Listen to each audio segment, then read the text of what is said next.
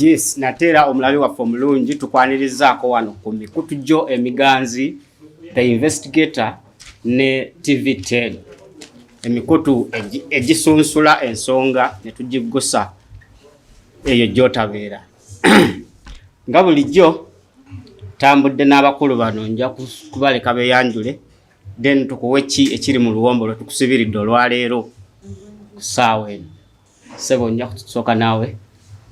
Wala mbaniriza nnyo mwena abatugoberera mu kawungezi mu tuntu oba ku makya g'olwaleero okusinziira ku kodi wooli okubanga otulaba webale kuba nti ogoberera naddala gwe yagula obusenzo oba yasubscribinga ku mikutu gino gyombi TV10 saako ne Investigator TV mwebale kuba nti mukola kya butaweera naawe agula data kuba ennaku zino bagamba nti wakaweerege nga ddya lyabukadde nabo abateekamu amaanyi ago nabo tubeebaza okuba nti basobola okuba nti batugoberera kubanga mu nsi eno gye tulimu olinaga nti nina okubalaba ebintu bye twogera bya ssaawa nnyingi ssaawa nnamba oli n'aziwa obudde mutulira nnyo data nga lwaki togiraba mu bitundutundu naga mutukolereyo obumpimpi nemugamba ezaffe ziri investigative nomala abantu ekintu ekibagoba ku mainstream TV ezo butabawa budde story ye n'agikuba amaze essaawa 2 ayogera naawe n'ogikuba mu dakiika 5 woteekamu ebirango woteekamu 2 so n'olwekyo abakola omulimu ogwo muli b'amaanyi nnyo nammwe era abanyiiga bye twogera era sikirina kyabakolera kubanga omusajja omu yagenda n'agamba ku nsi tetuliwo okusanyusa buli omu katusanyuseeko abo abategedde bye tukola abatannabitegeera balindeko kikola ng'ekyo omanya ogenda kufa so n'olwekyo nze Ddiini Lubowa Saava Ssekiranga ejjembe eritambula nga lyogera ntuuse nate kuba bwe nzigiramu eyo ango olumanya mba nziza okubaako bye nziza okutereeza. We are the only big boys in town when it comes to investigative reporting era oba omanya nti tetugenda kuleka kikisigala nga kiyimiridde webale kuba nti mutwegaseeko kale webale okuddukezembu okutuuka ku seetu wano ssebo omukulu naawe nja kuleka weeyanjulira abalabi Stanley Ndawula the investigator as usual the gun that fire not the one who fire sanze nyo kwera kona mwe mwebale gena maaso no subscribe na you please subscribe it is not mukulu agambye ati abagule ebibanja byaffe byabwerere you subscribe ngokozeza just data wo and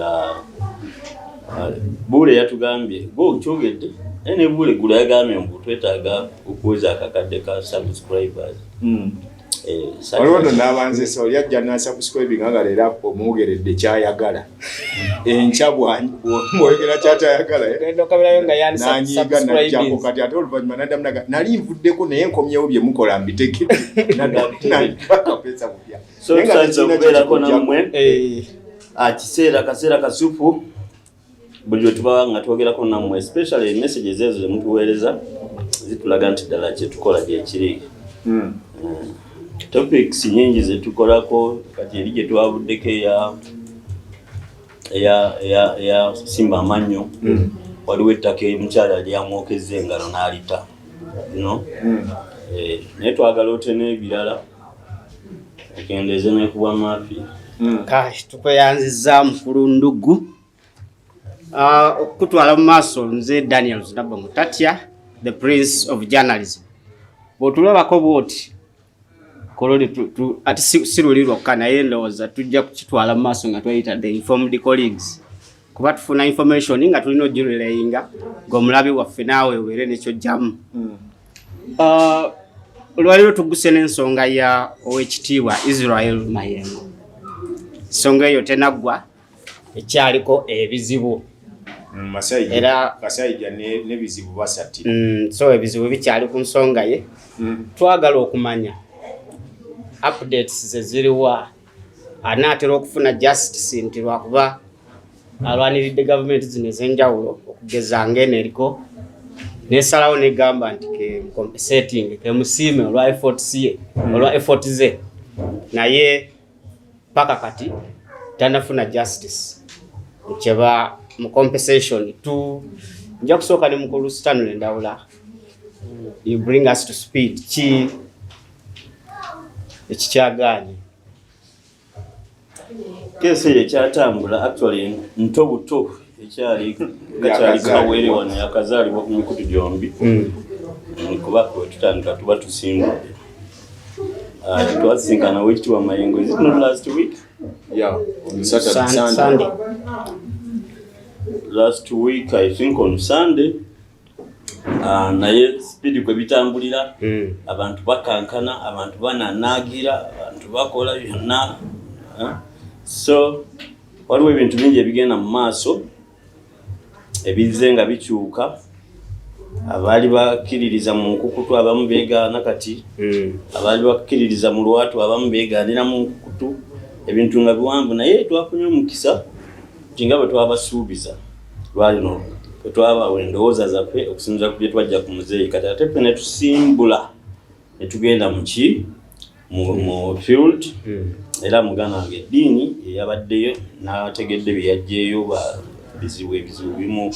Nali simanyi nti bizibu bamusiba nenaku last year bamusibako nsongera zimu zakulankanya biki zakujjako simanyi kufera abantu n'abajjako sente agenda bawa gundi. Ekyanewunyisiza ennyo nti ne mukadde wange owekitiibwa Teira naye nga y'omu ku bali abagundi abapoojinga powers of attorney n'ebyo byonna okimanyi nti yeddiini ng'akukutteko akukola ki akakamula. Nabawulidde abo yasobodde okubatuukirira n'abakamula gundi ani. Naye kati ekyandaze nti ddala yakyogeramu amabaati yagasanga mu luggya lwe. Is so careless bw'abaddamu ebibuuzo oyo ekitiibwa Kashaija. Very careless with tamala nnyo kukirowoozaako. Kuba ebbaluwa gwe baagiwandiikira ekitegeere ate ogamba kakati gundi tomumanyi gundi gwaba obuuza nnyini ebbaluwa teriiko bizibu, ebbaluwa erikaani. So bino byonna bikulaga waliwo n'ebirala akati n'ekirala kye nazudde nti luli ku gundi esembyeyo nagamba ddiini ne mugamba nti Sudhir Lupareria abangi bwe bamanyi nga dokita. Naye dokita ngamba dokita simanyi waliwo waliwo university yalimuwa muki yabibawa. It was a doctorate bonanza. So actually nemusimu yange namutevingamu nga Dr. Sudhir. Kati mwenga muwandika ku Chameleon mu Dr. Chameleon. Yena anabina mwawo. Kakati nengamba ddiini nemugamba Sudhir tabeera mu kintu kirikiriya ekitegeera. Kakati nemugamba nti ateekwa okuba kino yakibuukamu okuba atasobola kugula genuine. Kati waliwo abantu abali who are not genuine, who are actually one of the muyindi. Kakati abo basinziddeko. Why? Nze okutegeera Sudhir kyemanyi mu nsi yonna eno Uganda naye Sudhir talina nsi ndala gyamanyiddwamu ne Bungereza gyalina ebintu. Sirowooza nti bamutegeera nga bye Bungereza oba bya mukyala we simanyi kubanga simanyi kuba mu nsi z'emmanyi gy'atasobola kulinnya ye buyindi kuba mukyala yalina ebintu ebweru. Sudhir is working for the woman. Kakati gwe obiyingiriramu byabwe. But Mera investment belongs to the woman. See as Sudhir. Bagiwandisiza Dubai. Wano bagundi buwe ne bagundi basendi bawadde ku Rotanda ne bagamba oyina engeri gy'okusabulamu ebintu byo. But that is the truth. Kawoyamu ebigu. Kakati gundi oyo ani Sudhir kati yakomyewo interest ye yakomyewo. I can authoritatively say it. Kubanze mu bantu bakkiriza nti mumanyi abantu nga Sudhir nabayiga.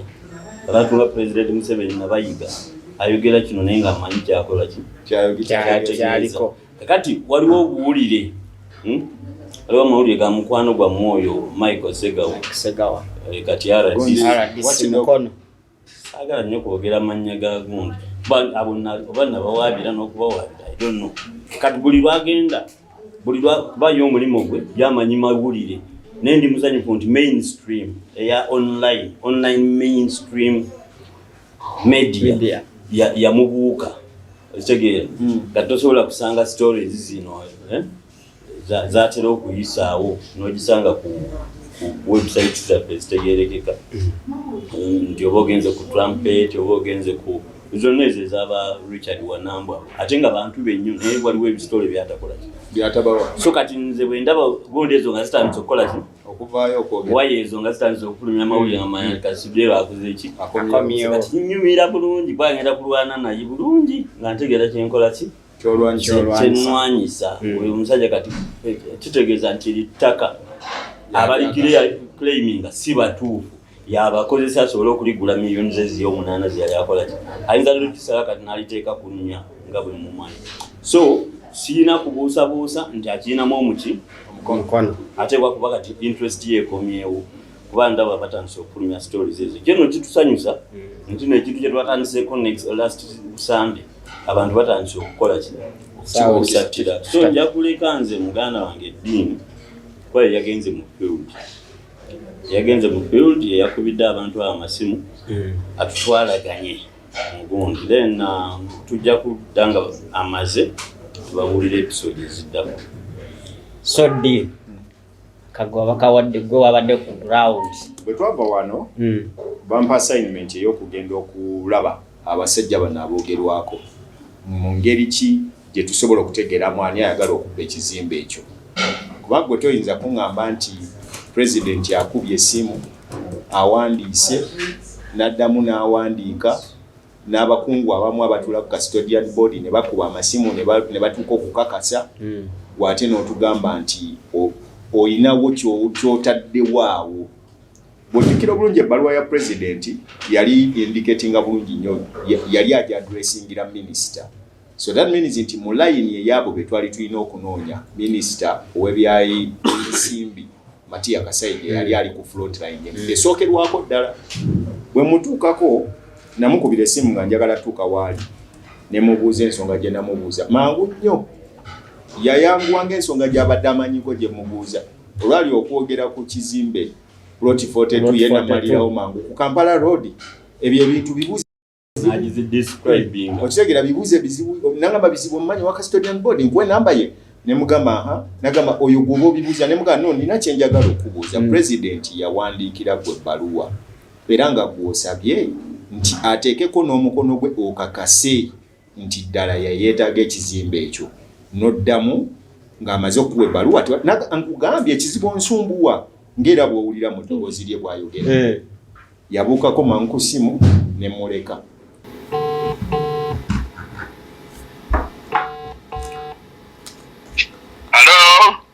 Anale bonkora musiza tata. Kale. Oyogera ne mukwano gwo gw'oludde okuwuliza Dean Lubo wa Sava wa mawulire. Sava. Yesebo. Kakati. Nina ensonga gye nkwebuuzaako ya mangu ko. Kale genda maaso. Waliwo ekiwandiiko kye nafunyeeko nga kyali kiva wa president baasooka nga bakiwandiikidde gwe.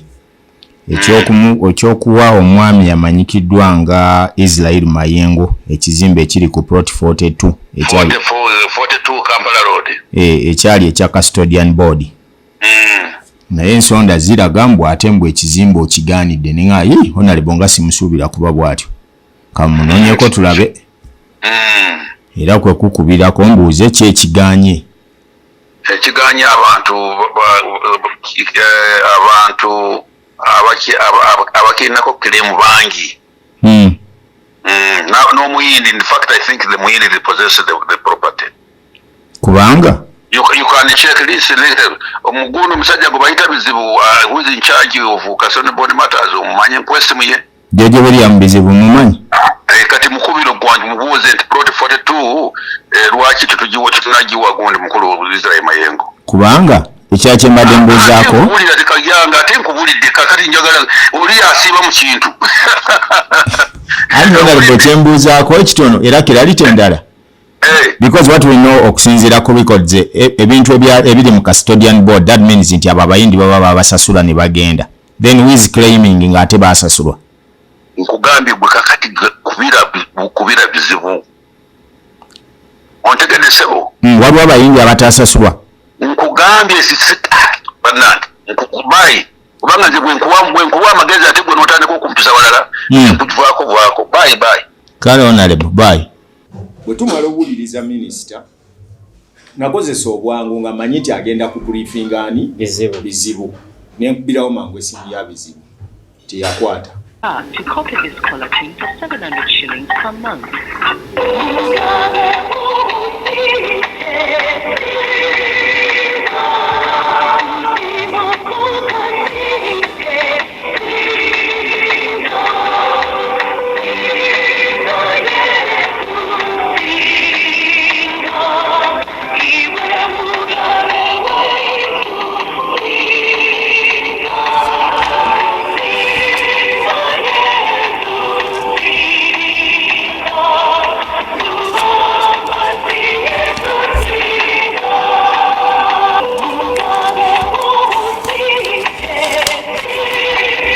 aleme kubanga connecting. Press star to copy this caller tune for 700 shillings per month. Let me tell you a story about a man I know, a man called Bosco. Bosco, mwana wa city. Bosco yekatala batizi happy. Ebintu byeyasanga unbelievable. Sebo kati yalingali America. Bosco's life was mathematical. Then it became very magical.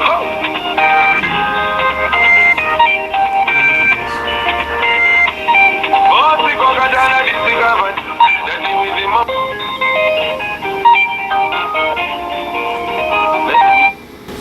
Siviyala bikatagenda kwata. Nenziramu nekuba ogwokubiri teyakwata. Kati mu mwangu nga wayiseewo eddakiika ndowooza zaalinga 2-3. Nali nkyali mu kunoonya kuba era mu statement omwo twawulirako nti era mulimu abavuze nga bakiraiminga ebizimbe bino. Kuba baali bagamba nti waliwo omuyindi agamba nti ekizimbe ekyo kikye. Ne tugamba nedda. Ne nnoonya wano bwe baali bagoba abasajja abo mu 7-2.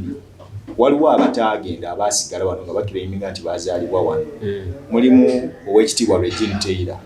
Regine Taylor oyo yasigala wano era properties ze zonna tebaazikwatako but is among mu nja kiyita abalinga abafere mu kibuga wano. Kuba n'emisango giri mu kooti era bwe nabadde mbuuza Bizibu ya confirming nti y'omu ku bafere abamusumbuwa. Kati nga mubuuza nazze sisoose na kujja kuye nga njagala mubuuza abayindi abataagenda ebintu byabwe byasigala wa. Nangamba abayindi abataagenda basigala n'ebintu byabwe. Kyokka n'aba abaagenda nga tebasasuddwa. Gavumenti sente yaziwa ekitongole kya UN zibawa abananyini baazo. Nangamba buuza Bank of Uganda ne gavumenti. Oyo muyindi bamuyita Madatari Keshwan Habib.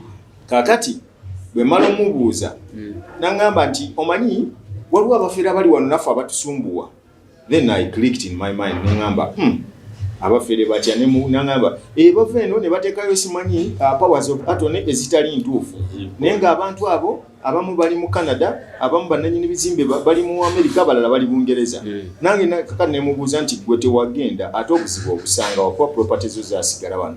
Nagamba nange nina gwe nafunira powers of attorney nayingira katiba. Ne ntandika omubuuza gwe zoolina zaani. Nanga nti nze zange zenina nannyini wazaali mu America. Ayinza okuba ali mu Canada oba Bungereza. Ne mubuuza zaani. Ali Canada. Okiwulira zaani. Naga nti alabika ali Canada eyo.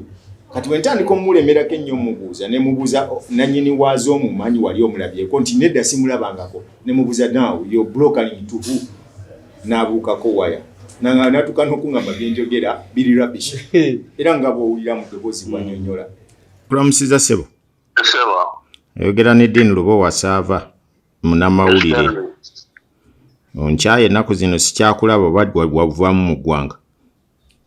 ndi busy mu court sawa yonna property issue. Bagala kubbako property zo. Era bajiba ate kati baleka Uganda. Ate ani ajibye n'otatuyita kuyambako. Full of corruption, what do you do? Kakati Well, tosoma mu mawulire bulijjo. Nsoma naye mbadde sinnabakulaba. Ndi mu office yange. If you don't make appointment, you cannot see me. Kakati era ndi kukubirako ku bintu bibiri, either to give me an appointment nsaba kujjayo okaawo. Regarding what? Issue gye ndi mu kugoberera. It's about the Asians properties abagenda namwe abasigalawo. Ebintu ebyali biterekeddwa mu Custodian board. Waliwo owekitiibwa bamuyita Israel Mayengo mmanyi? Very well, I know him. Wakolako naye Mengo. Of course. Kakati president alina ekizimbe kiyamuwa naye waliwo abaagala okukimulemeso kimubbako bagamba mbu simanyi mbu ekyo kyabayindi bakikaayanira, and yet we know all the properties ezaali eza Custodian board eziri mu Custodian board abayindi abo babasasula, not so? Not a problem kati ne owekitiibwa Israel. Before he touches anything, he should have gone to Custodian board to find out if it belongs to anyone. But problem jendaba wano mukati. That everybody wants to go behind the scene and try to take over somebody's property. Then at the end of the day, you find that the property belongs to someone. Kati, may I come to your office and I get some interview? You can do it only after 2 weeks because we have another meeting with the Custodian board and the rest to sort out this issue amicably, because we don't want to have issues with them, because the president had invited us last year in State House. That was in October. And he has given a guideline that all the issues of the Custodian board should be wound up and supposed to be sorted out amicably. Therefore, there are still 5,200 properties which are unsold. And they're supposed to compile a list whereby the government will put a caveat on it. At the same time, those properties are to be advertised for sale. And once the matters are resolved, the Custodian board would be wound up. Now, my question. For those who have been paid by the former government of General Idi Amin Dada, there are only 18 properties. So whoever is spreading the rumors, it is wrong. The list is with Bank of Uganda, the list is with Custodian board, and list is with everyone, including the media. Now, so if you need more information on those, you have to write an official letter to Custodian board. Then they will give you the details, who were the beneficiary and who were not, and where is the money. Because part of the money, it is still lying with the United Nations. Which kind of money are you talking about? The compensation which Idi Amin paid. Yeah, they are not being paid to everybody. They are only skeleton people. So that means those who were expelled from Uganda were not paid directly? No. It's not true. They were paid very, very few people. How comes that yet the government recorded each and every property and they kept them in Custodian board? Let them show and let them prove it. Whom did they pay? I am aware about this. The ghost people who are claiming with their Nani, saying that they have got later Nani powers of attorney to seek for the properties to be repossessed back to the owners, yet the owners are dead. Even if the power of attorneys are there, the government can verify it, the lawyers can verify whether the powers of attorneys are genuine or not, because the Custodian board and the COSASI traveled to United Kingdom, they traveled also to USA, including Canada, to find out who were the right people. So they have the source of information. But according to me, to the chairman, Custodian board, Mr. George William Bizibu, I saw him in an interview saying that these people are not there. Some of them are dead now. Let him prove it. If you are dead, your family are there to look after your properties. Let him not talk about heir, because we told Bizibu that, look, we do not want to cause a commotion from the medias. Let us sit on the on one chair, on one table. We come to case by case. You need any information, the Indian community are there to help. But not to say that this is right, this is wrong, somebody has done wrong. It's no problem. If somebody has done wrong, we can bring in on the books, but not through the media. But according to the former Minister for Finance, General Moses Ali, who was then in that Idi Amin government, who was the Minister for Finance, said that you people were paid off. He also is with us now, and he can prove it, how many people are being paid. He knows very well about it. We have met him almost 2-3 times. Were you among those who are demanding for their properties back? Yes, we are the people who are being given powers of attorney to repossess. For you, you're demanding for who? If properties were sold, then the compensations are being also partly given and partly not given. There is a point you said that the money they paid to the Asians is still held by United Nations. Then how comes that? There. You can verify from Bank of Uganda and they will give you the list. Yes, but okay. I don't want you to. What I want is that any media people who wants to put anything in the media, first and foremost, they should go and verify the claim, whether what you are saying or whether I am saying is right or wrong. My main concern is, yes, according to what the government of Idi Amin Dada said, they paid each and every one before vacating Uganda. And that's what I'm telling you. Go and verify. They'll give you the information. If I told them, informations are there in black and white. If United Nations received the money for the departed Asians, how comes that they did not receive their money? And how comes there are people who are claiming with powers of attorney? Go to Bank of Uganda, go to Ministry of Finance, go to Custodian Board.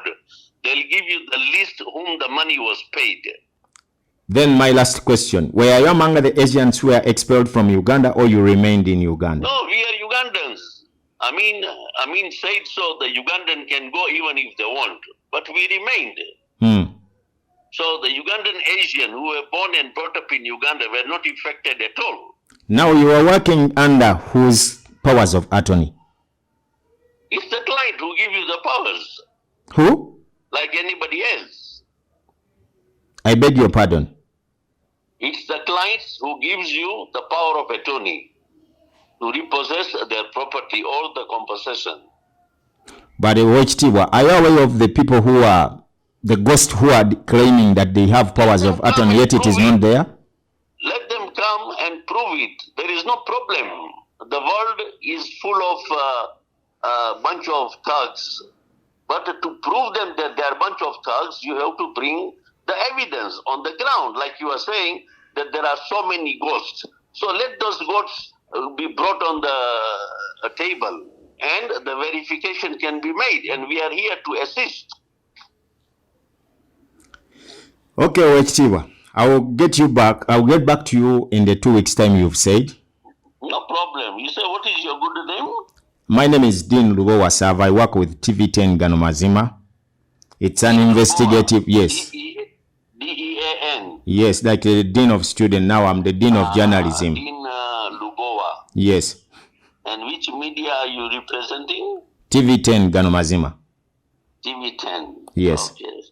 Thank If you. you have recorded, please, I'm telling you, do not publish, do not make any announcement because you need a verification before you do so. Can you provide me with some if you have? No, I don't, because I cannot speak on behalf of the government. Okay, sir. We are working in hand-to-hand with the government now to resolve all the issues which have been put in the media and which have been put a blame that there are many who are thugs, there are many who have claimed the money, there are many, but we are saying that whoever has done anything, like take an example of our friend Owek, Israel Mayengo. If Israel Mayengo was promised by the government that you go and take over this and you go and take over that, for him it was a very simple to see that he goes and make a verification with the custodian board that is this property available for me to take over or is this property being repossessed? Them OHT were off record between me and you. President made inquiry from Custodian Board and they told him that Plot 42 Kampala Road is a free property and government has paid for it.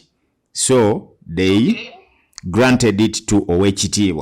So no problem. If it has been paid, let them put it on the record and let the Bank of Uganda verify that this property was paid. Even the list is there with Bank of Uganda. The list itself is with the Custodian Board. I too have a list, but I need to find out where it is because these are a very old list coming from. But my question is, do you believe that there are people who are claiming for properties of the Asians, yet those Asians were paid by government? Evidence. We are ready to help because there is a list with the Bank of Uganda, there is a list with the Custodian Board, there is a list with the Ministry of Finance. And where I put my query, is, for you didn't go, you remain in Uganda. I remember you, there is Mukwano, there is Madivani, and others who remained in Uganda. How comes that you are among the list who are claiming that you have powers of attorney? Because if somebody gives you a power of attorney, you can act on their behalf. There is nothing wrong with it. Where is that person?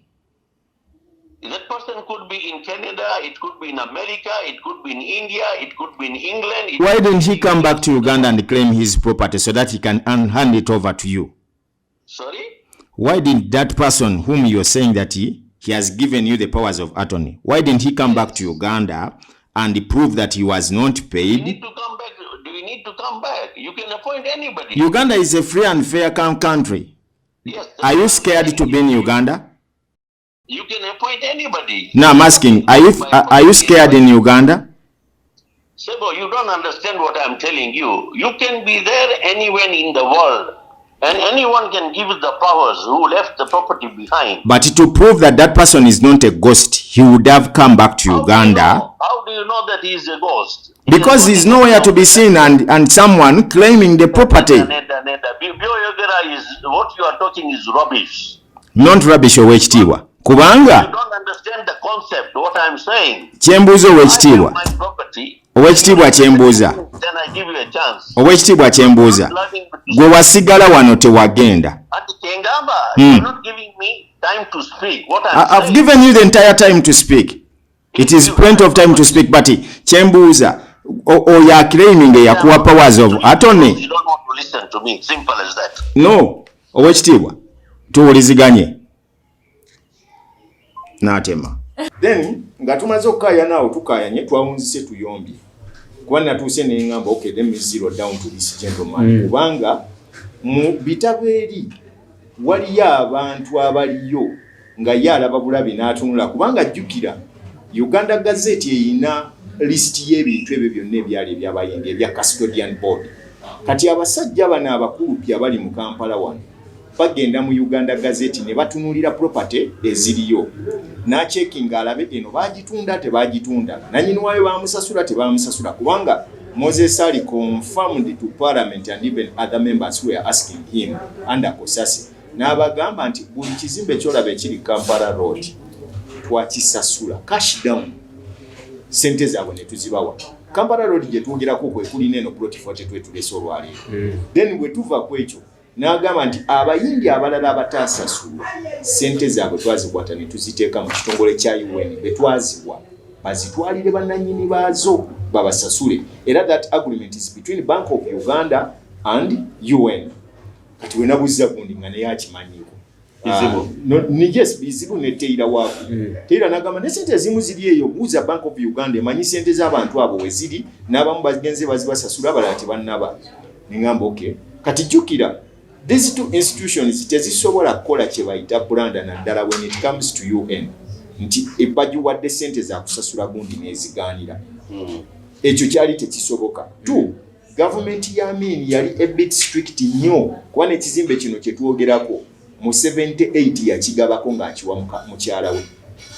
Kino kye twogera kyennyini. Tetusobola kubanga ekizimbe kye twogera kyali kirina omuyindi nannyini waakyo wano. Ate Amin n'akikwata n'akigaba. That's a contradiction. Actually, we go deep. ekizimbe ekyo kyali initially kyali kyabannanyini ba brothers kyali kya family bali musanvu tujja kujja n'amannya gaabwe bonera baliko madatali abibu bali musanvu omu ye yakoma n'agezaako kigezaako okukyeddiza mu 83 ne kigaana parliament n'emugoba ne kooti n'emugoba bigaana which means teyali naye yalina obutali buki ate era weewuunye nti ebyo byonna byetwogera ku fayiro kwebiri jjukira waliwo n'abantu abeetuuma amannya g'abayindi abo the departed what waliwo ayinza okuba nga yali oyo era bandatali era basanze obuzibu bw'anaaba nga si mugolokofu byonna bye yakola mu 83 biyinza okukomawo nze nakubako story ne mbagirayo Sudhir ng'ali ku mpingu emyaka asatu ngenda jemuwezi lwe yamusiba yamusiba entebe Sudhir yamalako emyezi 6 ezira okitegeera kuba bw'otegendereza ebintu ebimu bigenda ne bikomawo ne bikuhontinga ndowooza nti ekizimbe kiyinza okutuviiramu okumanya ebintu bingi buli banze mabegako waliwo abantu baligezera ngamba mabegako nenjogera mu myaka nge 5-6 abali bagezaako to interest me in those things aboogera ku bw'ekitiibwa Rajibu naye mulimu omukyala yabasinga okuba omukugu mu bintu by'okupanga gundi ezo mukyala waabwe waliwo omukyala wali awo tujja mwatuukiriza male kufuna bulungi naye nga bamuŋŋamba y'omu ku bantu abasinze okukojinga gundi z'abayindi ezo so ekizimbe ekyo kyali ky'abantu 7 era abantu abo kakati banonoke bali mu kwesike nasanze mu gundi nti buli efayiro ezo zonna nga bwenzoogerako eyalagimteira weeri yali asabye ebizimbe 6 ng'ayagala bitwala n'agenda mu kooti n'emugoba bwe bamubuuza aleete obukakafu bw'abantu bano nga tabulina agamba powers of attorney baazimuwa ennaku z'omwezi 27 Desemba 2016 kyokka ate nannyini kizimbe bwe baatuuka omutuukako nga kiraga nti ne gundi ye yaggwako mu Desemba ng'ennaku z'omwezi 27 kakati lizi kati n'obuuza Rajimteira yatuuseewo okujja kati bino ebizimbe byasaba biri jjinja biri 6 eyo fayiro nagisanze eri mu Custodian board era ne bagintunuzaamu nenjirabaawo nenjiteeka bali nga mmaze omubuuzaako bwe tudda ku zeroinga down ku plot 42 fayiro yaayo baginzigidde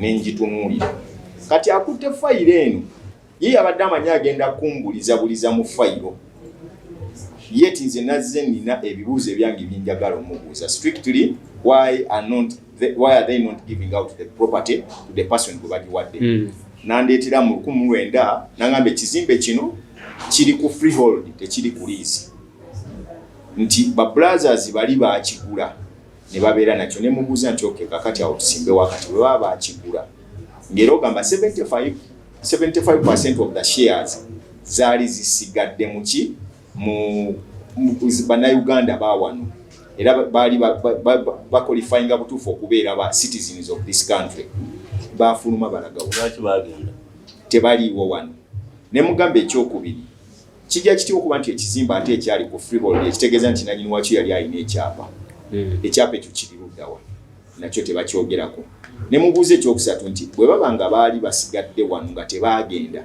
Amini yatuuka ate okwagala okigaba mu 78 ng'akiwa mukyala we ekitegeeza nti kyali kyasigala wano nga baakisasula nga bakisasula then awo tugira okusanga ensonga mu biwandiiko byetwalabe byasooka omusajja ali mu kupangisa ekizimbe ekyo nga asasula emitwalo 5 buli mwezi n'abeemubuuzizza bizibu n'asooka n'agamba Ssentonga amumanyi then ate mu kwetooloolamu bwe tuti n'agamba tamumanyi ng'ebibuuzo bitandise okutabuka then he made one mistake gy'ataategedde nti kuŋŋamba ddiini leka kwetooloola kumpisa eri mbuuza straight kyoyagala okumbuuza ne ŋŋamba yeeteza akamaso kwe kumubuuza wano mulya ku nguzi n'agamba ate tonyiiza kuŋŋamba ebyo ate ngambye omubuuza ebibuuza ate tayagala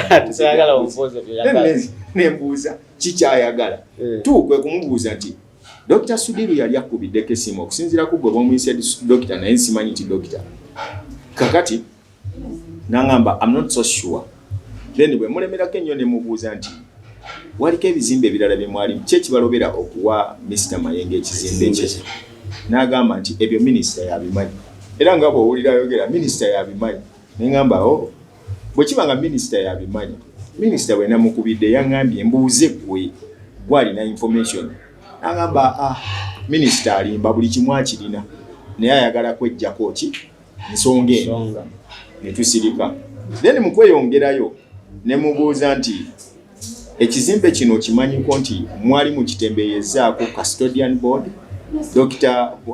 Wani omuyindi gwe mwali mwogerako ne musitula ne Mayengo ne mubatwala mu Church of Gundi Centenary Bank nga munnyonnyola omugenzi Supriya Kizito nti ekizimbe kya Mayengo n'agamba ebyo mbadde sibimanyi nembuuza ni yabyogedde ko nze minisita abimanyi era agamba obimanyi n'agamba alimba twagenze okumaliriza wali nga bwegenda owulira ekitundu ekisooka ekyo nga mwami Bizibu ensonga azeeyambula agamba nti mukama we azimanyi bulungi nnyo kwe kumubuuza nti ekiragiro kya pulezidenti okimanyi bwe kifaanana naga yesi nkimanyi mwagoberera ekiragiro amini kye yakolerako kyekyabaleetera okujja okubeera nga Custodian Board we nagamba yali directive ya pulezidenti nti ani amini mugigoberera bate mugigoberera nti bagiteekako n'amateeka agagiyimiriddeko okugisitandinga ne mubuuza naawe lwaki onyoomola ekiragiro kya pulezidenti ono aliko bw'aba nga agabye ekizimbe era nga yakubira ggwe ne bakubuuza n'ogamba plot 42 naga nedda tebankubirangako balimba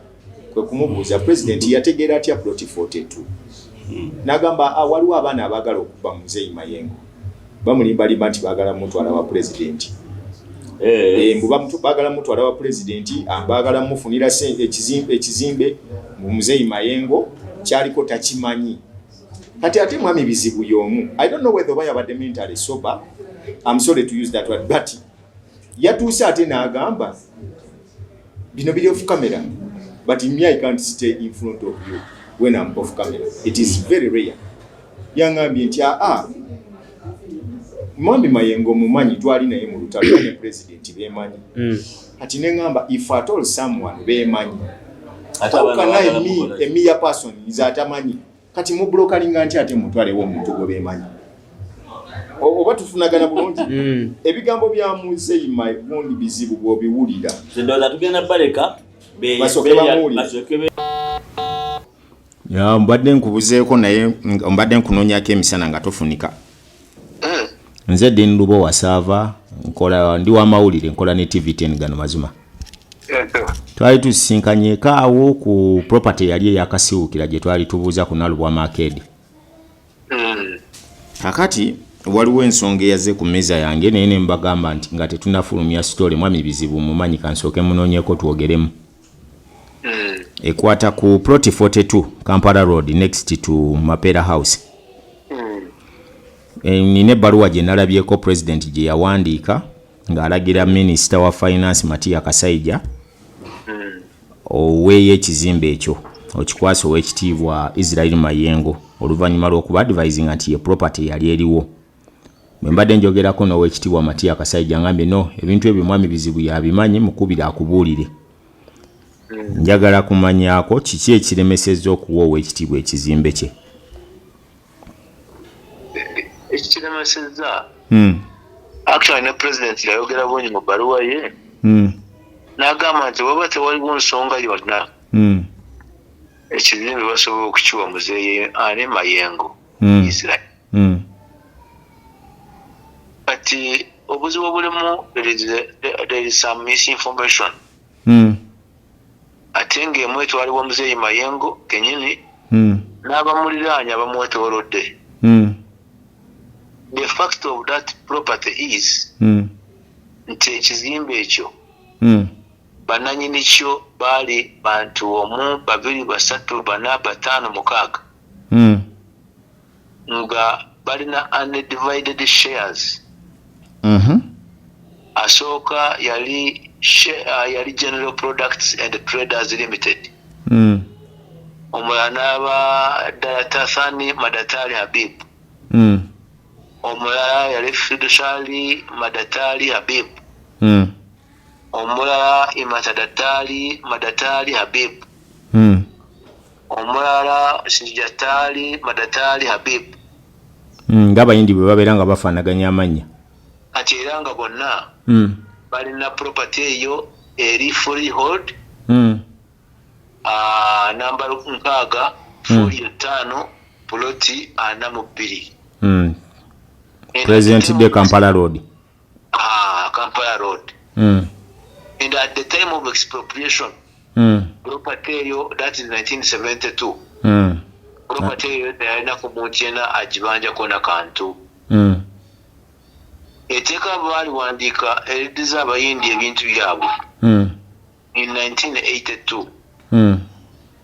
Property yo bananyini yo bagisaba okugibaddiza nga bayitamu omusajja gwe bayitanga Habib Keshwani Madatali Habib. A point. 1982 under whose government? Pardon? 1982 under whose government? 1983. 83 mu government yani? Tiyali government ya Yobote.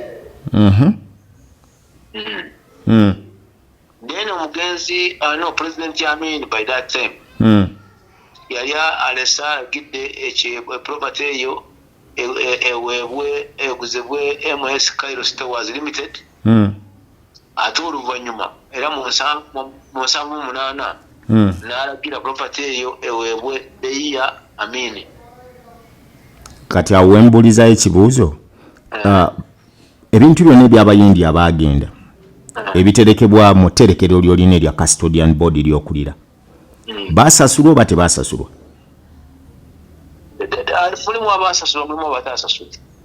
Abatasasulwa sente zaabwe baziteekawo ng'ate bonna baabawa sente. Abatasasulwa bintu byabwe bibiri. Kubanga abatasasulwa sente zaabwe zaaterekebwa mu United Nations okimanyiko banedda? Ekyo ekyaga kubuuza abaaliwo. Kubanga abatasasulwa abataafuna sente zaabwe nga baafuluma sente baziteresa United Nations era yezirina ne bw'ocheckinga mu Bank of Uganda bakimanyi bulungi sente zaabwe be bazirina. Try to cross check about that. Secondly, kijja kitya okubeera nti ate waliwo abaclaiming ekizimbe nga bagamba tebaagenda naye ng'ate ebizimbe biri mu Custodian Board ng'ebyamukwano tebaabireetayo? Ogambye ki? Kijja kitya okugamba bano abaclaiminga nti ekizimbe kyabwe nga tebaafuluma ggwanga kugenda naye ng'ate abalala abaafuluma ebizimbe mwabitereka abalala abataagenda baasigaza ebizimbe byabwe? Kino mwakifuna mukyo kitereka mu Custodian Board ng'ate bano tebaafuluma be mugamba? Ekibi kyolina ate gw'oli mu maaso ate nzende mabega ani agambye nti baakitereka wano? Tekiri mu Custodian Board. It is not there. Mbadde nkonyera ate gonojja wakati. Kale tugende maaso taata wange. That's how you misreport. Nkyawuliriza. Wuliriza gwe kati nze nkubuulire nene ufune wekisembe kubanga bw'oba ogambye Muzeeyi Kashaija Minister of Finance yakugambye. Then get the truth. Don't hurry. Sirina wenziruka ndi bulungi.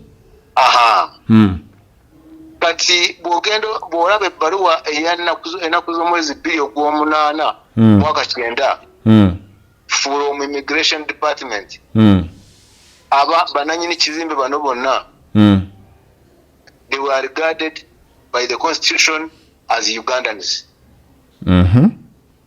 because they were born in Uganda, so they acquired the Uganda citizenship by virtue of Article 4 subsection 1 of 1967 Constitution.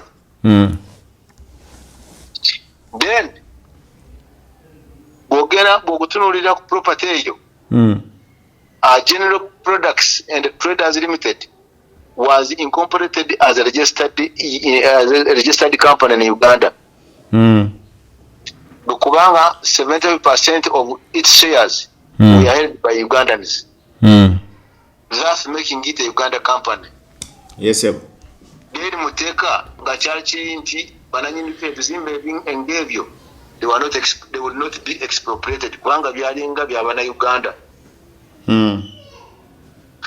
Then according to the legal position as recognized by the case law, all properties of Ugandan citizens as of 1972 did not vest in the government of Uganda. Yes, sir. because that would be in conflict with Article 8 and 13 of the Constitution. Yes, sir.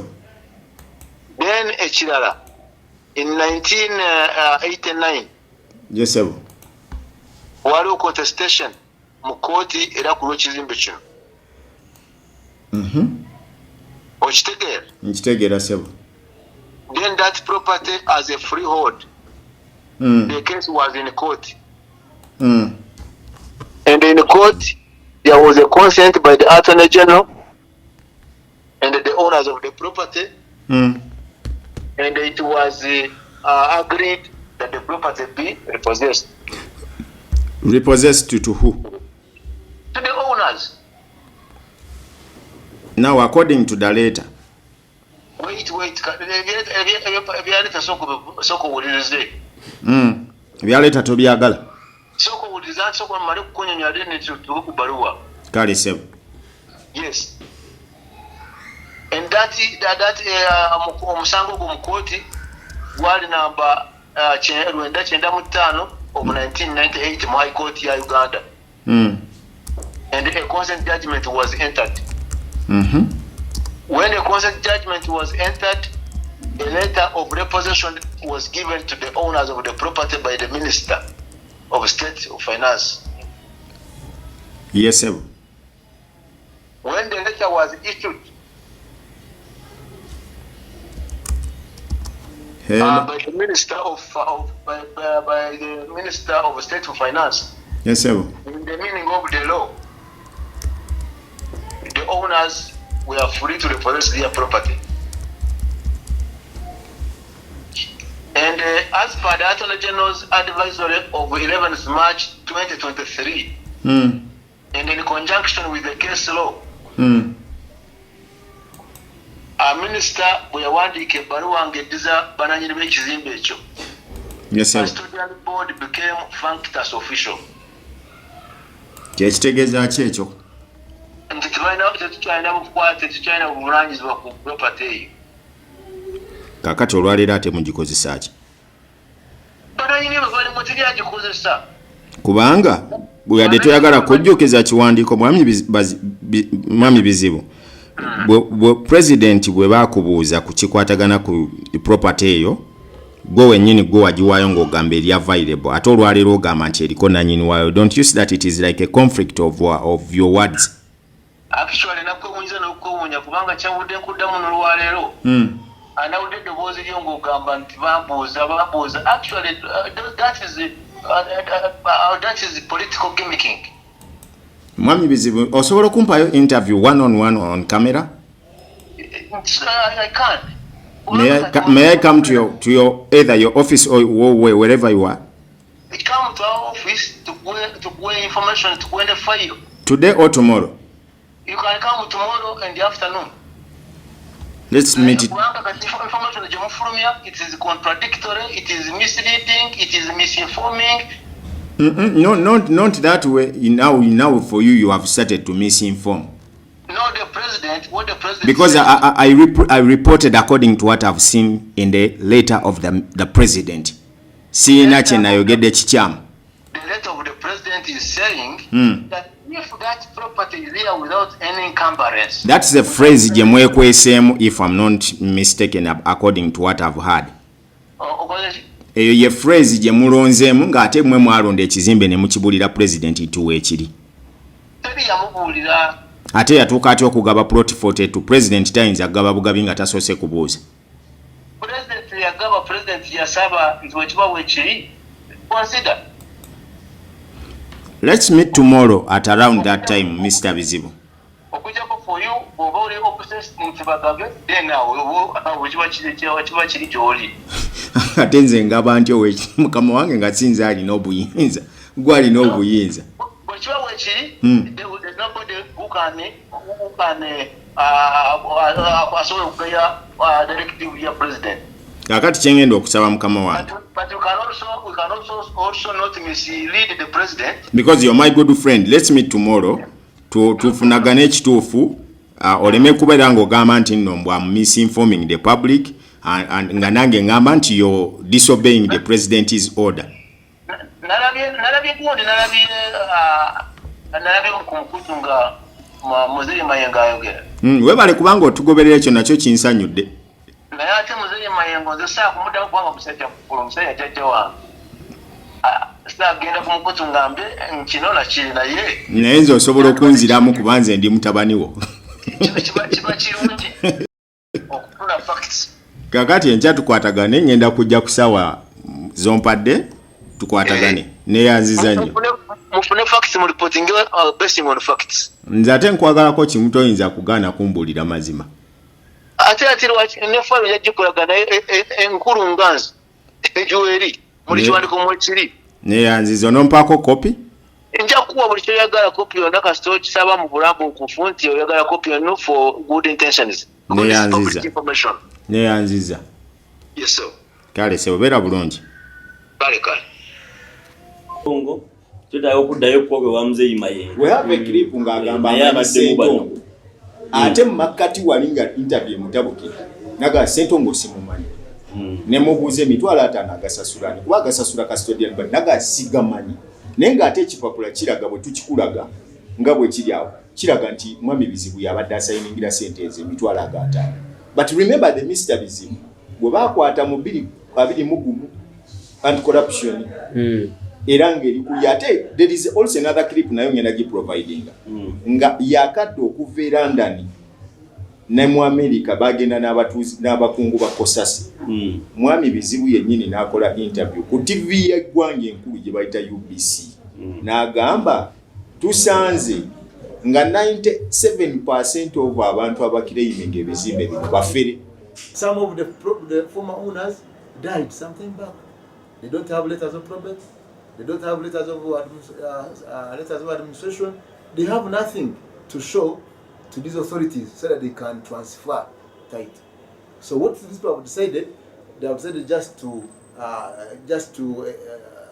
mint money out of these properties. They are dilapidated. That is the question people would be asking.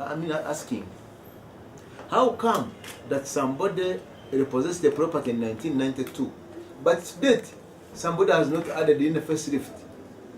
Not even a pen, not even replacing a door, not even replacing. Many people don't have nexus to these properties, so they cannot transfer. And they don't have any authority attaching them to the properties. In terms of ownership. Most of the shabby properties, the shabby buildings are those ones. Come to Kampala, they are those ones. Go to Kabari, they are those ones.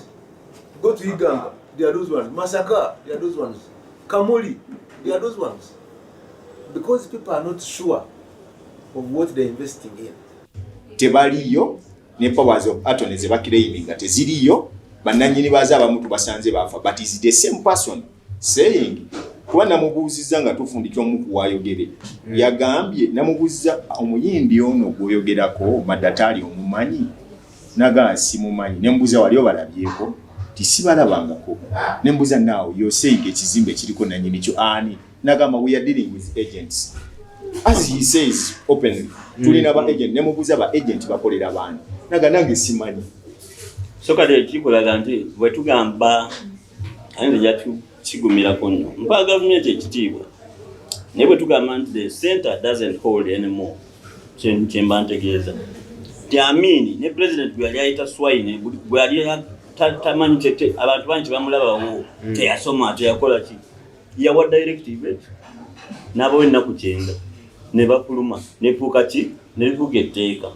eribiriddeko ne babizibu okufuna ebizibu n'emirimu kyetuba tusaba Sunday abakulu baffe bano ba producer baffe batuletere ku ddoboozi lya Amini nga ate abayindi abo okugenda exactly. These Asians were brought by British here to Uganda. Therefore, the British and those they are responsible to look after those Asians, because I have got also difficulty in Uganda of economy. And as I have said when I took over, I will make sure that before I hand over the government to another government, I must reorganize this country properly, and this is a part of my program to follow. I am the best friend of British, and your best friend is the friend who tells you your mistake. And that is why I said that the responsibility of Asians in Uganda, it is the responsibility of Great Britain. I compliment you on the same. The president had made up his mind and nobody was allowed to argue. The man who'd personally lowered the British flag during Uganda's independence ceremonies 10 years ago told his erstwhile colonial masters they would have to take back 50,000 of their Asian subjects within 3 months. But the general denied that his decision was either racialist or anti-British. I took this decision for the economy of Uganda.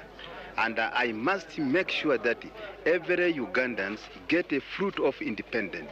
Since independent, actually Uganda is not yet independent, I will say that, even when the British handed over on the 9th of October 1962, the Uganda is still not yet independent. Uganda will be independent after this, my decision, after I want to see that the whole Kampala street is not full of Indians. It must be proper black, and administration in those shops is run by the Ugandans. Would you like to get all Asians out, really, sir? Yes, they must go to their country. Even nationals of Uganda? If they want to go, they are welcome to go. What prompted this people if they don't go by the time limit? I think they will be sitting like they are sitting on the fire. I will tell you this. You just wait after 3 months. What will you do to them? Okay, you will see. You said you wanted Uganda. I think they will not sit comfortable here in Uganda. British actually deceived me last year, giving me £10 million. They never give up to now. When I had a really very critical problem of finance, up to now. Now I don't want that money again. And now they have given, I think every year, 4.5 million every year. But this, even if they withdrawn or they take it away, it will not marking time Uganda even 1 minute. I must make this clear. But the British are my best friends. I wish I understood that actually. My decision still stand of 90 days, which I have explained to the minister. Then tuleete ne Amin ye inabano benyini abayindi abamu bali nga boogera nga bagenda n'ebifaananyi bibiri. Excuse me. What do you think of President Amin's decision to deport British Asians? Well, it's come as a surprise, no? But apart from that, nothing else. I have no other comments to make. Why not? Well, because I can't say anything. I have no power to say anything. I'm just an ordinary man. Are you a British Asian yourself? Yeah, I am. How do you feel about it yourself? You worried? Well, not really. Whichever side, I am happy to live both places. Nothing more apart from that. Do you think he can do what he says he'll do, send everybody away? It's difficult to say. I mean, I can't give an opinion there. It's very difficult. We find many people in the community here frightened to talk to us. Why is that, do you think? Well, I suppose you can't blame them. I too am not so keen either. Okay, nga bweyogedde Bintu Bizibu George William Semakula, the Executive Secretary of the Departed Asians Property Custodian Board. Yes, sir. Mbabuuzaako mwenna abawuliriza n'abatulaba. Webale kuba tukusinkanya olwaleero. Ensonga etuleese waliwo embererezi ezizze mu kibuga Kampala n'emiriraano ndowooza wonna gye muyina property z'abayindi ezasigala oba ez'aba Asian ezasigala wano. Nga buli avaayo akireiminga mulimu n'ezigabiddwa abakulembeze naye era ne baga nti omuziziko guli mu ofiisi eno n'emizannyo egikolebwamu okulaba nti mulemesa okugaba ebyo ebiweereddwayo. Okay, saagamba nti kituufu oba si kituufu. Naye tewali kiremesa kubanga buli kintu ekiri wano kitambulira mu tteeka lino. Tulina amateeka abiri, tulina the assets of the departed as an act of 1983. Then twina the Exploited Properties Act, Cap 87, with the regulations. Then twina the statutory instruments and the regulations that causes her. Then we also have the mother law. On top of that, we have the case law that causes her. Case law kitegeeza ebyava mu misango egyakolebwako ejali jawaabirwa kooti nebanga eyisiza ensala yaayo. That one becomes the law if it's not appealed against. So kubimu ebiri wano tukozesa case law n'okuwabula kwa gavumenti through the Attorney General. Kati bw'ogamba nti waliwo emberebezi waliwo nga bw'okyogedde simanyi Luganda kitegeeza ki. Actually the law is still open kubanga lino etteeka eryakolebwa towards a remedial law, etteeka eryalina okutereeza ekintu. According to the current government, President Museveni n'abakulembeze baffe bagamba nti omuntu asaanye kunyagibwa kintu kye. Kyova olaba nti etteeka lino likyali liggule nti omuntu ne bwajja enkya ekintu kye nga weekiri n'agamba kino kyali kyange n'aleeta obukakafu, we are obliged to hand over. Ekibuuzo kye njagala okubuuza bali abaleeta ensonga eno okujja mu ddiiro gavumenti ya Amini ne bannaabwe abamu bakyaliwo nga Moses Ali n'abalala, and Moses Ali ali mu gavumenti eno. Balinawo amateeka ge bateekawo bwe bali batwala ebintu by'abayindi bano okubyeddiza n'okubasasula. Amateeka ago mugagoberera oba mwagasula mu kasero? Tugagoberera, agakyali instructive. Then amalala gajjiddwamu the case law gajjemu. Then ate n'ebirala bizzeewo. Kati amateeka ng'amakadde, etteeka lyali ligamba nti omuntu baba amaze okuweebwa ekintu kye nti repossess yalina okubeera wano mu nnaku 120 physically to repossess and to operate.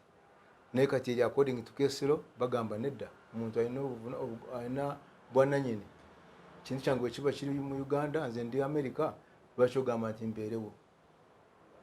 Then ekirala waliwo letter of repossession and a certificate of repossession. A letter of repossession was an administrative document, a letter of disclaimer. Naye according to case law ekiriwo ekipya kati bagambye nti a certificate of repossession has the same effect like a letter of repossession. So omuntu abeera ne letter of repossession etteeka limukkiriza nti ekintu kiki. Etteeka era lye njagala okubuuza, directive ya president mugitwala mutya? When it's a directive of the president without any rider, the president is the fountain of honor. Naye ate president gwemanyi nkoze naye nkoze mulaba nkoze naye mwegendereza nnyo ku kintu ky'etteeka. Kasa kiba nti ekyo kirimu akasonsole kak'etteeka, the president cannot instruct, cannot give a directive. Tasobola kugamba nti ndagidde wano kubanga kibaddewo mirundi mingi. President kagamba no, if there is any legal impediment don't. Nga gwemanyi ate gwe nkyamanyi kubanga mbadde naye nkulidde mu ngalo ze nkoze naye ekintu kyonna ekirimu etteeka. So president asobola kulagira ng'ate ekintu kikontana naki n'etteeka. Ekiragiro kya Amini kye yawa nga batwala ebintu bino mukiconsideringa? Ekiragiro kye yawa nga batwala ebintu bino because it was a directive also under their cabinet. Kyaliwo, but it was overridden by the laws. Now, kuddiza abantu ebintu byabwe. The same president of today naye alina ebiragiro byawadde ebigambibwa nti mubinyoomye nga kiriwa nga kino ekya Mwami Mayengo. No, kino si kiragiro. This was a letter. Actually eri baluwa ye mu paragraph esembayo it makes it clear that if there is no any legal impediment, allocate. Did you reply to that letter? That one is our administrative arrangement. Bwogenda ku file, there is our communication. Kubanga there is a hierarchy in communication. Kati president bwawandiika, it is up bottom then bottom up. That letter was, the first letter came in 2019. And there was no any response yava gye muli either minister or the secretary to custodian board okuddamu okulaga president nti waliwo ensonga yonna. That is your thinking. Because we haven't seen it. No, you are not supposed to see it. It's not that you are everything you must see it. We have administrative arrangement, administrative hierarchy. Can you explain to this, that? Ngawe government ekintu kivudde waggulu ne kijja wansi. President bwa communicating yawandiikira minister. Kati naye minister ayina hierarchy engeri gye kijjamu okutuuka ate kufwe. Eno bwe tuba wano naffe tulaba ekintu kitambula ky'okuddayo for purposes of not causing the president to make any mistake. It is now 4 years since 2019 or 5. There is no any proper and official communication coming from Custodian Board and the Minister of Finance as you put replying to the President according to his latest letter of this year. According to it would have been 4 years when we have misinformed or disinformed the Fountain of Honor. Have you ever received a call from the President about the same matter? I'm a small man. I can't receive a no, call. They can't give you this big I office. can't receive a call from the President. For me, I receive information from the President through my bosses. Who are they? Yeah, I have the Undersecretary, I have the Permanent Secretary, I have the Minister of State, I have the Minister for Finance, the Secretary to Cabinet. All those are my bosses. For your information, yesterday I was speaking to Mr. Kashaija about the same matter. And he authoritatively told me, I know nothing about that matter, but consult Mr. Bizibu.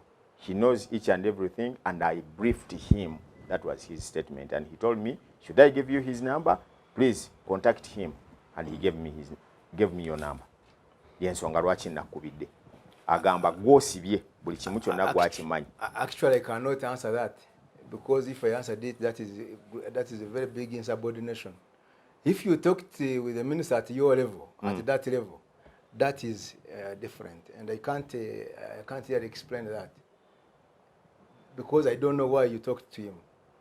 I was even consulting about the letter. And I don't know why he referred you to me. He told me gwamanyi buli kimu era gwakisibye. Kati nange kyemanyi between me and him is there because there is communication. You know, in communication, since we are journalists, there is feedback. But here it shows that there is a gap for the flow of... According to you, but according to us, there is no breakdown. Something that was effected here in 1972. How many years on road up today? It comes to 40 years plus. 40 years plus. When you are answering anything touching such a matter, you must be double extra sensitive. But now the flame of time is enough to give the proper answer because that's why the first letter came. You have come. Now get the correct what answer. The first letter came in 2019. The second letter came in 2023. That means nti waliwo obudde obubaddewo okunnyonnyola naye okusinziira ku side zonna eyagaba gwe baagabira n'abalina okumutwalira kye baamuwa waliwo katemba azannyibwa wakati awo owakyesirikidde. Ogambye erinnya y'ogwani? Dean Lubowa Sava. Dean Lubowa Sava. Let's avoid ping pong. Go straight to the point. There's that time lag. That time lag that has been there, meaning that you are going to get concrete information which will help you. Singa wajaruli wandabadde ofuna half-baked, half information. But now you are going to get full information, concrete, because it is even, we have indelible ink. Mwami Semanda akola ki mu kizimbe ekyo? I don't know, but according aina mu restaurant n'ebirala akola mu ki? According to us and according to this office, that is a question you would ask him. Ask Semanda. And there are documents which are showing nti asasula emitwalo 5 eri custodian board buli mwezi. Ku kizimbe ekyo kyonna nga bwe kifaanana. According to me, a property which is worth according to me, $15 million. According to me, that information is not valid. According to me, that but Semanda jali. According to me, that information is not valid. But do you know about anyone called Semanda? I'm telling you issues of Semanda and this file. That information, according to me, is invalid. The documents I have are coming from custodian board, indicating Mr. Semanda ne sente ezasasula. Dated when? 2 years back. That is 2022, 2021. Sava, why you have come here? Ask the current. And I have the current file. By the way, the current document here is 11th. Okay. The reason why you brought out this file, the reason why I brought, by the way, why I have brought this file is for you to get the truth and get information from the horse's mouth. Now, when you start, and by the way, when I used to be in some other offices, according to the laws that were governing that institution, when you are discussing, you never discuss in anticipation. Mine are not anticipation. So, if you are not discussing in anticipation, the property file is here. Do you know anyone called Semanda? I don't know Semanda. I've told you. You don't have in your docket? In our docket, we don't have Semanda in our docket. Ati Semanda ali ku kizimbe ekyo asasula esente eri custodian board nsabe ekyo kigoberere. According to me, it might be new information to you. According to me, he's not supposed. If he is doing so, that is prejudice. I will send you that document. I have it at office. Because the court handled that matter precisely, it was concluded by court. Anything that is handled by court, according to me, that is something that is sealed. If there is anything to that effect, one would go to court for appeal. Waliwo babulooka bo abali wano mu office yo abatembeye ekizimbe ekyo. Wangambye ndeke kwetooloola kati nkuleetera bibuuzo mu butuufu bwabyo. Waliwo babulooka bo abali mu office eno abatembeye ekizimbe ekyo era nga baakatuukirira Mr. Israel Mayengo nga bamugamba baagala muwamu $6,000,000 $6,000,000. Omulala n'amugamba babatwalako wa omukulu omu yali ayagala okugula ekizimbe ekyo. Now the late Suprian Kizito Lwanga ne bamugamba tuzze ono yakoleramu naye ekizimbe kino kya Mayengo okuva we babuuza minisita naga kya Mayengo. Kakati olwaleero nga bamugambye nti bwe tuba tutunda ekizimbe ekyo babulooka bamwe aba custodian board, they want some money from Mr. Mayengo. Omuyindi naye ayagala sente ne Mr. Mayengo baagala okumuwa sente. Are you aware about that information? Bwana Sava, I don't want now to take you into tutorial. You know, there is what you call tutorial education. I don't want to take you there. Anything you are speaking here as a professional journalist. Of course. Talking about our brokers, that is an insinuation. No. By the way, Custodian board has a structure. We have a board, supreme board, by the ministers. The chairperson is Minister of Finance. Mr. Kashaija. Minister of Local Government. Adolf Message. Oh, this is that one is of the then. That one is of the then. Let's go on. We have Attorney General. Chiriwa Chwanuka. He's also a member. The local government is Honorable Magazi. Then Attorney General.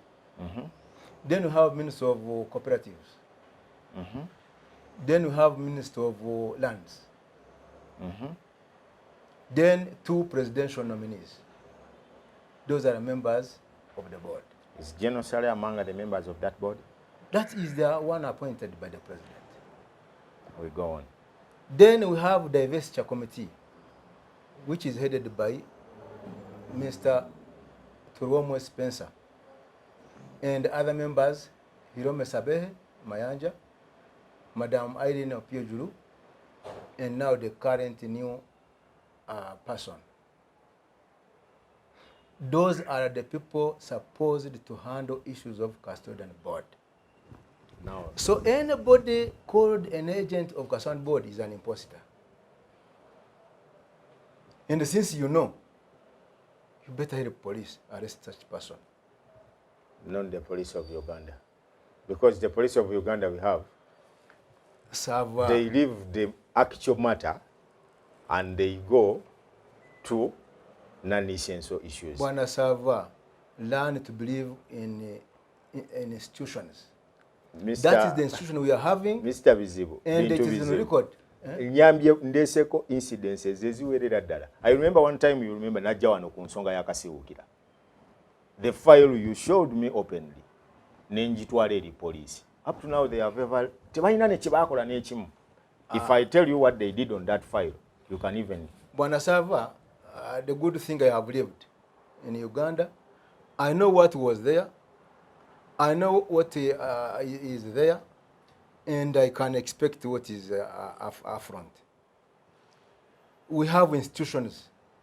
If police does not help you, go to special branch. If they don't, if special branch does not help you, go to anti-corruption. If they don't help you, balinako kesi gye baali bakozeko gwe gy'olaba nga eri related to custodian board nebeera conclusive bulungi. Very much so. But the people would be killing each other now. Imposters are many. The agents we are talking about are many. But the police is doing its work. Have you ever received a call from Sudhir, Lupaleria, about that same property? 42? Yes. I don't recall. Is in but very many people have come here. Nga baagala property. No, not that one in particular. But very many properties. Let's stick to plot 42. Sudhir yali azeeko. Not at any time. Kubanga naye ajagala. Era ayagala gigule million mukaaga eza $. Actually, he has not come to me, and I have not gotten any of his communication. How comes nti Bukyanga president avaayo okugaba ekizimbe kino eri Israel Mayengo? Now everyone is claiming the same property. N'abayindi lwe balabika. Actually, it is not the way how you put it. But very many people could be, now like in Nakuraze one, from 1978, people were interested in it. Haven't you seen their letters? Ndabyeko ku bbaluwa ya Amini gye yagabirako ekizimbe ekyo. Tulabye bbiri? Ndabyeko bbiri. Hey, so mwaziteeka mu nkola? They were never implemented. Now, bwe kiba nga ekizimbe kino kiriwo kakati like a center of interest eri buli ayagala oteekawo kuba we kiri walungi bulungi nnyo era bw'oli bw'atunamu alaba nga kisobola omukolera. Lwaki custodian board tebera bold enough to give out the right information to the public basobole okubeera nga bategeera ekituufu ekigiriko actually currently as we talk as you are here my line minister has full information touching that property. Is he willing to explain to his boss? Very much so. Because when you ask him what to blagira today, this is hierarchical. If he has told you so, I don't want to put words in his mouth. But he's a senior minister. He knows who to tell what. So believe me that the minister has now full capacity to explain to the entire world the position of this property. I'm standing authoritatively to talk about this.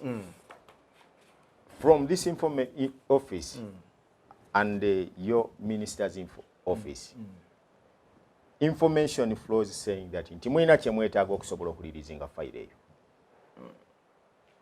Like, let's now use common sense, common knowledge.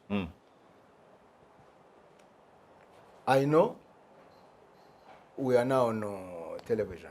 That automatically. That's why I'm not biting any word. What have you given me to bring this file to you? Nothing. Then why do you expect that there is... Because me, I'm not going to take the file. Now, like we have brought it.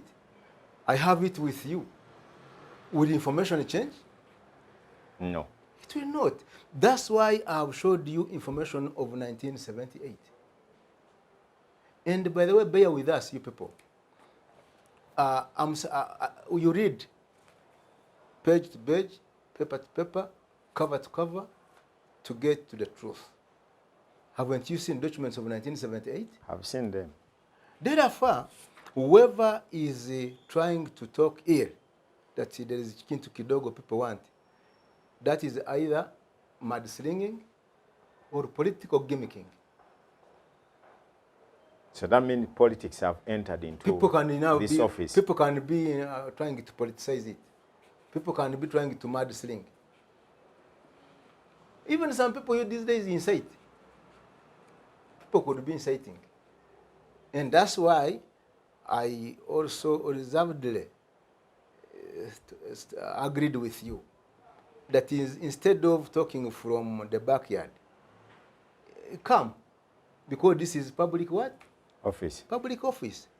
And what is in public office is public information. I and like what is you for public one information reason that is good for everybody. You know, in this world, Wanasava, every day is a learning spree. Never stop learning, because the world does not stop teaching. We might not, actually we are not angels. We might be making mistakes here and there.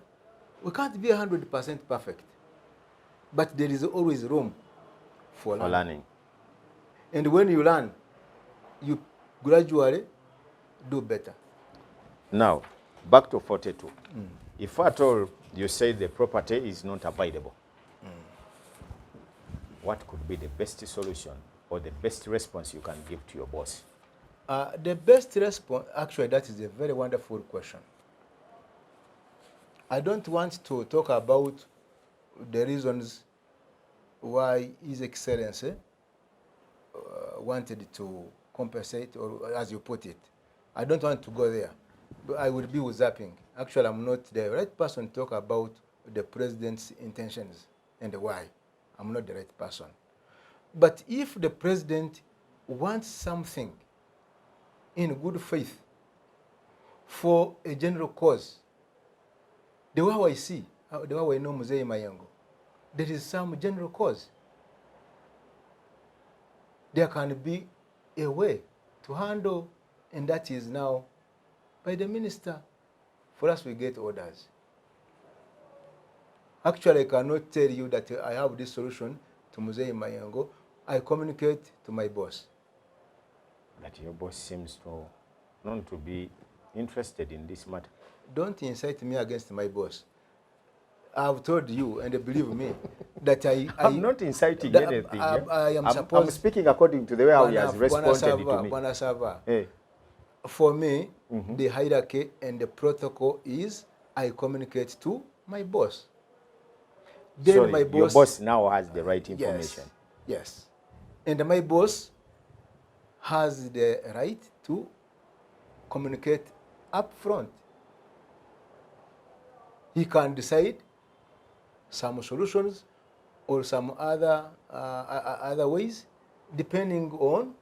So n'olw'ensonga eyo ng'abakulu bombawulidde bwe kuyita kusunsula nsonga tujja kudda ne ba Bizibu oza ne minisita tujja muleeta ensonga y'akyagenda maaso naye omulimu kati omunene gwendiko njagala kunoonya minisita one on one ate tujja mufuna naye ng'olabye nti Amini yalina obuyinza bw'okiraba kati buli lwe mbagamba wano nti we need a dictator who loves their country. Ekyo kye mba ntegeeza.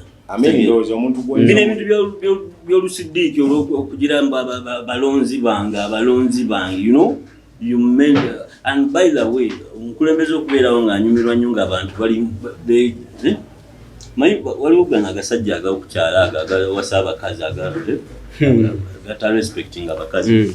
I'm not saying nti omuntu okubeera n'omukyala asukka mwomu nti olideko salo opendi kyeyagambye ayagala kuleeta tteeka mbu abakazi bangi ku nsi omukazi katanaleeta tteeka basooke bamutwale butabika naye naye nga kyengeza okukulaga nti olaba bano abasajja nawulire nga ali afiringa so proud ng'alengera abakazi bekuba because of him. That is the president. Abantu basobola kulwana nga you have the decision. Nenze kyasigadde nga mbuuza kyekino. President ye yaappointinga Matia Kashaija. Be balonda Bizibu okubeera ku bungi. Why don't you put those people aside? Noleeta abantu bosobola okukola abasobola okukola emirimu obutuufu bwajo. Abasobola okugoberera directives. Wanga toyinza kunga nti president asobola kubanga alina byabasasula. And let me tell you nga mwembeera mbagamba bulijjo. Manya nze eddiini gye nsoma tulina essaala egamba ne bwe banaabeeranga babiri obanga basatu nga bakuŋŋaanye wamu Mukama ajja kubawa bibabula ki byabasaba. So naffe mu abagoberezi baffe ne bwe munaabeera basatu oba bana information gye tubawa bana abantu tewali agenda bakola tewali president agenda bakola ko kabe Bobi Wine ne bwalijja wano kabe Besigye ne bwalijja ajja kuba n'abamuleesi ne president Museveni alina aba godfathers be muki mu government tino nti oyo bwe namukwata keko yima ajja kufiirwa otegeera naye is compromised ntegeerekeka ni abantu ku nkomerero ya byonna ffe abantu jonna bagamba nti we need like what we are going to do indeed this the combination of Investigator TV ne TV10 tetwajja kunyumisa mbozi kutuula wano. No, we have projects, we have agendas. We shall bring that shame of wall of shame. Tujaji kubeera emyaka ebiri abantu bajja kwesalirawo ensonga zaabwe. I'm telling you. Sudhir oyo gwe mulaba mubeddereza ngu mugagga. Njagala ompeeyo abakozi 10. Otegeera. Abakozi abakolera abayindi mumpeeyo abakozi 10 abagamba nti nze mukama wange oyo gwe nasinze okulaba bacunya abakozi nga bwetulaba bakuba n'empi. Otegeera. We shall strive and come out and tell you and encourage you to stand against abaferi, and I'm telling you with the time, give me 2 years mukanga atwadde obulamu tujja kuba nejjene beera abantu 10 nga tugamba ekintu nekiba because we don't want anything. Tujja kubasaba bannaye yo supermarket bweti ne bweti mujesonyiwe ogomulimu tuyinza okuwa bbula akusobola ate bbule naye ate bbule omuleetamu ati wali omuntu aboyinza okuleeta ate nga ye munyiivu okusinga nasamba basambe aiza utwalira amateeka mu ngalo babule pe wano tugenda kukolagana. We don't have any competition here. What we do ekitugatta fenna tuli banna Uganda. We are going to seek audience namwe banna Uganda ku mikutu gye nategedde ggulo abantu tujja kusalya ensonga Bizibu kadogo yazirwanako ensonga lwaki ali awo twetaaga just bifaananyi byabwe tujja bitambuza mwelinde gunde bagiyita ki wall of shame not fame. So ng'omukulu wagambye tulinde wall of shame wano ku Investigator TV ne TV10 tugamba nti tukwata ku nsonga twagala tujigusa era nga tulowooza nti muzeeyi ow'ekitiibwa Israel Mayengo ajja kufuna obwenkanya akume